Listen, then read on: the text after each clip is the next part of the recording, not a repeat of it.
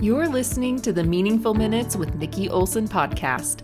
This is a show for busy Latter-day Saint women who want to learn simple tools to feel confident and inspired in 10 minutes or less. Welcome. On this episode, we will discuss fear and why in the scriptures they sometimes tell you fear is a good thing and sometimes it's not. Have you ever wondered why the scriptures tell you to fear not, then also tell you to fear God at the same time? That seems confusing, right? Actually, the reason is because there are two different kinds of fear. The reason there's two different kinds of fear is because in the Hebrew language, there are two different words for fear. Now, I got my information here from the Bible Dictionary, the Strong's Concord Hebrew Bible, and the internet, of course. Now, I have a handout with all of this information and quotes, so you can just sit and listen. You don't have to take notes or write anything down. Just click the link in my show notes and you can download it. The first type of fear is the fear of God, or in the Hebrew language, yirah, meaning moral or reverence. The Bible Dictionary describes this kind of fear as a reverence, awe, or worship. So with that type of fear, we may also feel a sense of duty, essential, or obedience towards something. The second kind of fear is the fear of man. And in the Hebrew language, called yara, I think is how you say it, yare. I had to look that up. So the yare means afraid. The Bible Dictionary says this type of fear, we will feel a lack of confidence and start feeling shame and guilt. Or in other words, we might start feeling like a failure, rejected, like a disappointment, fear the unknown, not feel good enough, or fear change. This is not the type of fear God wants us to be feeling. In fact, the first emotion felt after the fall of Adam and Eve was fear because of the separation from God. In Genesis 3:10, Adam said, "I heard thy voice in the garden and I was afraid." This type of fear means that you are disconnected from the Spirit and cannot feel God at that moment. That is what happened to Adam and Eve at the fall, a disconnect from God. Just because you feel this type of fear doesn't mean you're faithless. It's kind of like when the lights are off and you can't see it, doesn't mean the light doesn't exist. It means at that moment you can't see the light. Elder Rasband has a really great quote that explains this concept. When we allow fear to open the door to its companions. So he's showing us that we are allowed to feel fear, but when we allow that fear to take a step farther, it opens the door to its companions of discouragement, anger, frustration, and disappointment. The Spirit leaves us and we are without the Lord.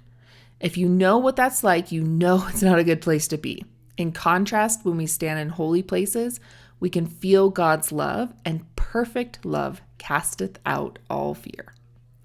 Lucifer plays on our fears and reassures us that we're okay without our heavenly parents. He uses fear to decrease our hope and limit our success. So when we stay disconnected from God, thinking we aren't worthy or valuable for help, then we feel that we aren't worthy and valuable for help. So Virginia Pearce says we must choose to take our fears to Him, choose to trust Him, and choose to allow Him to direct us. We must make these choices when what we feel most inclined to do is rely more and more on our own frantic and often distorted thinking. That can be hard though, when our minds get so cluttered, right? Which is why we really want to watch out for what I call excessive fear.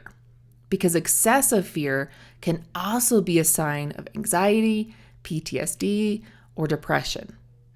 You will know that this could be a possibility if you're having a hard time keeping up with your daily tasks, having a hard time interacting with others, or not able to do your job like you used to. If this is the case, you will want to reach out for mental health treatment. There's nothing wrong with reaching out for extra support. Those thoughts can really be overwhelming and be hard to deal with on your own. So please reach out for support if that's you. Now, the opposite of fear is trust. calmness or courage or confidence. If you're feeling like you're having this type of fear that isn't helping you, then you will want to pray for those attributes in small daily activities that you're doing. You're not going to overcome fear of man by trying to eat that elephant all at once. The way that you eat an elephant, one tiny bite at a time. Choose small things every day that you need trust, calmness, courage, or confidence with. Then ask for what you need for that task.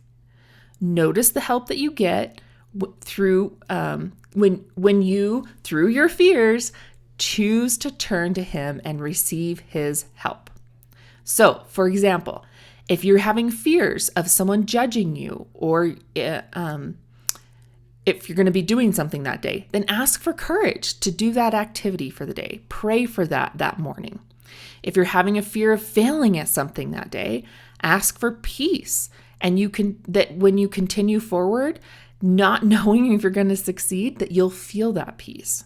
Or if you're having fear that you're not good enough, or that you won't be good enough when you're doing something, ask the Lord to provide you strength and confidence that day.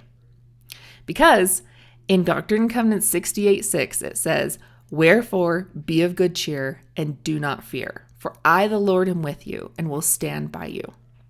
When you are connected to the Lord, you will feel his power and his peace. Now, there's so much more I want to talk about with fear. So I'm going to spend the next 4 podcasts diving into fear in very specific ways, like fear of failure, fear of being judged, fear of weaknesses, or fear of change. So stay tuned, hit the subscribe button so you don't miss out on any of the episodes. And please, if you haven't done so already, leave me a review. I hope these minutes you spent with me were meaningful, helped you feel inspired, and more confident. Check out my show notes for links to my website, social media, and free handouts for remembering how to implement the skills. I know there are other women that could use this information. Leaving a review is a great way for other women to hear this message. If you'd like more daily inspiration and guidance, please come find me on Instagram at Nikki Olson Coaching. If you share this episode, please tag me. I love to connect with my listeners.